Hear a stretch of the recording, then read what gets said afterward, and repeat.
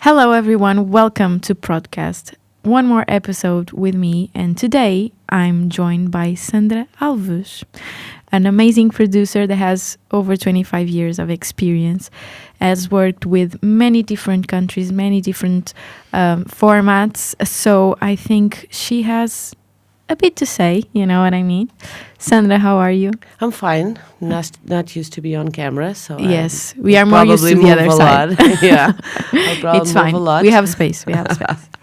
My first question is, how would you describe the cruise in Portugal? Very efficient, very nice, and very easy to work with. Very concerned in when deliver, and they are very easy to work with generally. Yeah. This is it's what I've been hearing. Very, very nice people in general, yeah. Right? Right. Today we are going to touch a bit more on the technical and everything, because you're a producer. It's the unique questions that I get to ask. And the second question I have is regarding equipment, because we are now talking about Portugal. Normally, you use a lot of equipment from Portugal, but sometimes you have to go to Spain or even more far to get some equipment. What do you think about that process, and can you tell me about it? Well, not that much in the last years. It used to be that way, but now I guess our suppliers have great deals all around Europe, or so you don't. If it happens, you don't even feel it. That's the thing.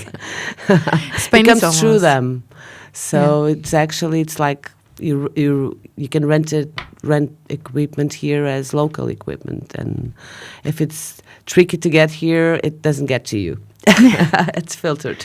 Maybe it comes from abroad, but you contact people here, so yes, that's not a problem anymore. Yeah, it's not a problem anymore. So it's not an issue anymore. They take care of everything, and it's it's. What do you think is more appealing to other countries to come here? Well, we spoke. Efficient and nice and easy cruise, nice weather.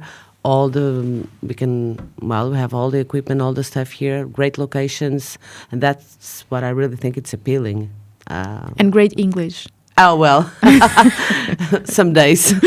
Depends how you feel. Mine is a little bit rusty today. No, but still very strong. I was budgeting till I jump on a cab. I will use that line to ask you about budgets. What's the weirdest request you ever received from a director or a crew member to add on your budget? Oh, that's a tricky one too. Something you can tell us. Oh. It was there were some wild times, and I did a lot of features, as you know, too. Well, as I can tell, can we talk about something like weed, welcome packs with weed, or is I it think so. We can't? Is this no, we are free. We are a free podcast. You're gonna get it here, right? No, I don't know. To budget in, you asked. Yeah, that's why. Actually, I had made so many. Sometimes they ask for weird things, but actually, I don't know. I had to think a little bit about that. I cannot do it in 15 minutes. Because it's been so many budgets and production that you kind of get used to the weird things, I guess. You kind of get used to handle how you're going to say to that person. That's a crazy thing to ask. But I don't remember like this of any crazy thing that worth to be. Like that comes immediately to me, I can't remember. It's because you're really used to it. In the end, if you remember, you can share it. One question that I have for you, because you do a lot of features, you've worked in Portuguese cinema, also in service, commercials, documentary, everything. How do you balance all those formats? Is it natural for you because it's best for you to do different things, or? It depends. Whenever I'm like for a long period doing services, when I get to local productions, like really, really no budgets, sometimes it's hard for me to get, well, to keep, not to keep myself within those numbers, because you don't have it, so you cannot spend it. That's what it is. But my first approach is always like double price than it should be, because you kind of get used to a format. But then, well, you need to put your feet on the floor, and you just, well, handle what you have. It's what it is. In service, you also have great budgets and no budgets, or almost no budgets for at least a for what client they is want to asking do. for. Yeah. So you kind of get used to, well, you live with what you have, and you do the best you can with, well, you can actually handle, right? Yeah, of course. And now I have to go to the cash rebate. So That Portugal, that one, Portugal has a cash incentive now available. What can you tell me about that? Do you feel like it has impacted the industry nationally? Yes, it had, of course, because it became appealing for long formats to come, for bigger productions to come, and it has happened since, I don't know, the last 5 years. It's happening, right? So yes, it impacted. It's great for them to have, well, it's a return. Right? Portugal has all these nice things that we spoke about it already, but of course and the money stays here, so actually it's fair, isn't it? It's fair for everyone. Circle. Yes, it's It's fair a for circle everyone. that's coming back. Yeah, that's why it's called incentive, right? Yeah. And what is the most Portuguese thing that's ever happened in a production? Most Portuguese thing. Like, I don't know. We are so used to like our way of living that, like, for example, in a foreign production, something that happened, you're like, yeah, that's why we're Portuguese. Food things. I don't know. The beer in the end. The breaks for smoking. That's the most Portuguese. No, I'm kidding. No, it can I be. don't It can know. be. No, that's not a nice one. Again, I don't know. The most Portuguese thing that ever happened to me. On a production, yes. I don't know. I think probably it's like you were something with locations. I don't know. No, the only thing that I feel it sometimes we are so gentle that we can asphyxiate a client, and I think that's very Portuguese, to be all over, to be very gentle, and sometimes that's very Portuguese, but that's not an episode that you want to hear. You want to hear something. Well, I don't know, actually. I feel like a person of the world. I don't have this kind of Portuguese thing about the most Portuguese thing that ever happened to me on a shoot. It was in La Casa de Papel, because we're shooting on a very beautiful place. Listen to Fado because that was the scene to shoot on a pier, on a beautiful pier in Cais do Ginjal, and all the musicians during the breaks were like improvising some Portuguese guitar and some singing, like just there, and that was the most Portuguese thing that happened to me on a shoot. It was Fado. very nice, yes, because even in every time we wrap the camera, just to move camera or move lenses or whatever, they were just doing it. Just kept on going. Like aside, doing not what they were playing on the scene, but for themselves, like you just like having and fun. that was very Portuguese and very cool. Very, very Portuguese. Yeah. And one of the last questions I have for you is, what would you say to a producer that is starting, an advice to work, especially in Portugal? Of course, it's the business you know the most. What would you say to a student or someone that wants to break into the industry?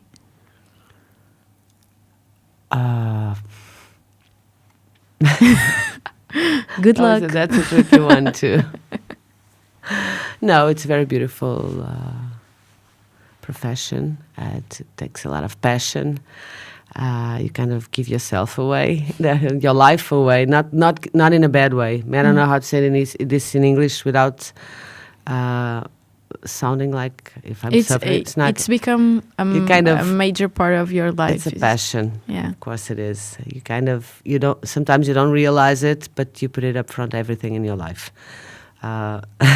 family, friends, yeah. So a lot of passion. What would I say as what like? Well, mostly it's a very beautiful thing to do because it's everything. It's about making it happen, right? So, what would I say to encourage? You mean? So yes, to not to go for it, not the bad things, not those. Yeah, you really have to love it. You have to really be passionate for doing production because it's beautiful, but it's sometimes very hard too. And now to finish, I have just a special challenge. So you've worked with many countries, and from your experience, I want you to tell me one word. When I say a country, for example, Brazil, you say a word that comes to your mind. But from your experience of filming, for example, a Brazilian project here, not only the country, you know what I mean? Okay. There are so many things that whenever I think in a project or in a country, of people from a country who I work with, because you know me, I'm a person of relationships, so I'm friend of most of the producers I work with, and there are a lot because, as you said, it's 27 years. It's 27, yes. Yes. Yeah, it's my age. Jumping from one production company to the other and with different countries and people from all around the world. And it's hard to define in one word, but I'm going to, do my best. Go ahead. Japan. The word is coming in to me in Portuguese. Japan. Japan. Japan. You can say in Portuguese. Can I say it in Portuguese? Japan. Japan. How do you say ceremony? They were very ceremonial. Ceremonial, but not only. They were very. How do you say? Delicados, but it's not a word like. Not gentle. It's like delicate, but in a ceremonious way. Yeah. But it was. Yeah. But still very delicate, very. Yeah. Yeah. Okay. Brazil.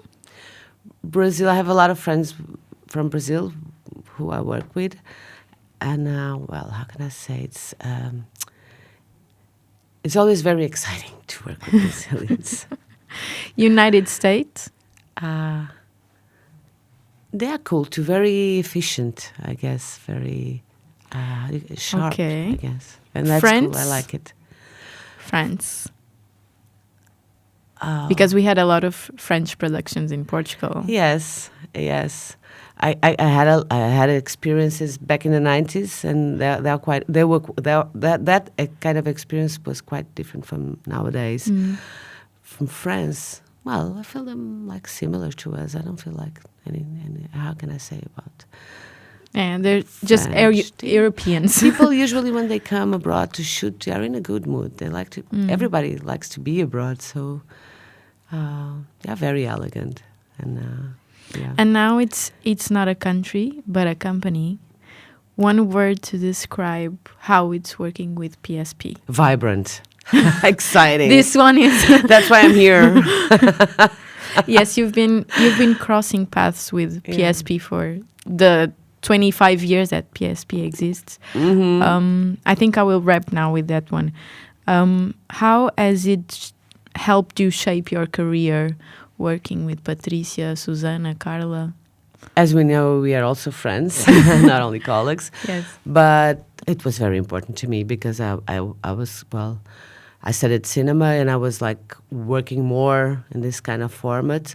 And when Patricia in 2014, and I had worked with her together in different companies in different, processes. But when Patricia in 2014 told me, "Do you want to come and try to do some service?" I said, "Oh, I don't think it's gonna be my thing." And then I was there for 2 years, so it was very, very important to me. Yeah. Yeah, now you're it's- back. Now I'm back.